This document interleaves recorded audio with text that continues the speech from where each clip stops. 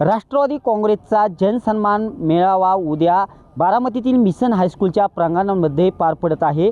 या मेळाव्यासाठी राज्याचे उपमुख्यमंत्री अजितदादा पवार मार्गदर्शन देखील करणार आहेत। या मेळाव्याची तयारी अंतिम टप्प्यात आलेली आहे। आपण पाहू शकता की राज्यभरातून या मेळाव्यासाठी मोठ्या प्रमाणावर राष्ट्रवादी काँग्रेसचे आमदार असतील, खासदार असतील, राज्यातील पदाधिकारी असतील या मेळाव्याला उपस्थिती लावणार आहेत। बारामतीतील मिशन हायस्कूलच्या याच ग्राउंडच्या प्रांगणावरती 15,000पेक्षा जास्त पदाधिकारी आणि कार्यकर्ते या मेळाव्यासाठी उपस्थितीत लावणार आहेत आणि राज्याचे उपमुख्यमंत्री अजितदादा पवार या मेळाव्याला मार्गदर्शन देखील करणार आहेत।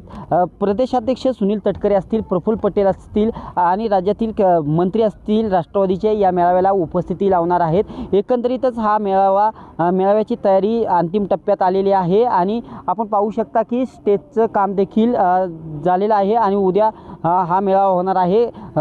कोणत्याही प्रकारची गैरसोय होऊ नये म्हणून मोठ्या प्रमाणावरती खुर्च्या लावण्यात आलेल्या आहेत आणि सर्वात महत्त्वाची बाब म्हणजे उपमुख्यमंत्री अजितदादा मोठी जनहिताची घोषणा करणार असं बोललं जातं आहे। ती घोषणा कोणती असणार आहे?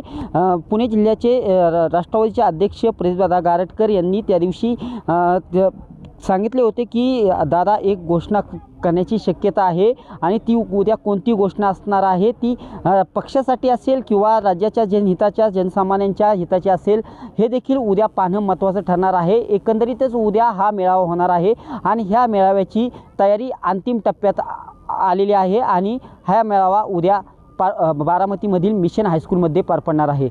दीपक कापरे, TV9 मराठी, बारामती।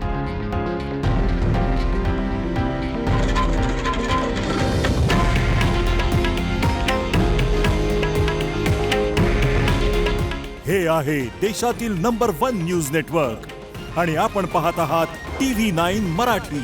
काळजी तुमची, हित महाराष्ट्राचं।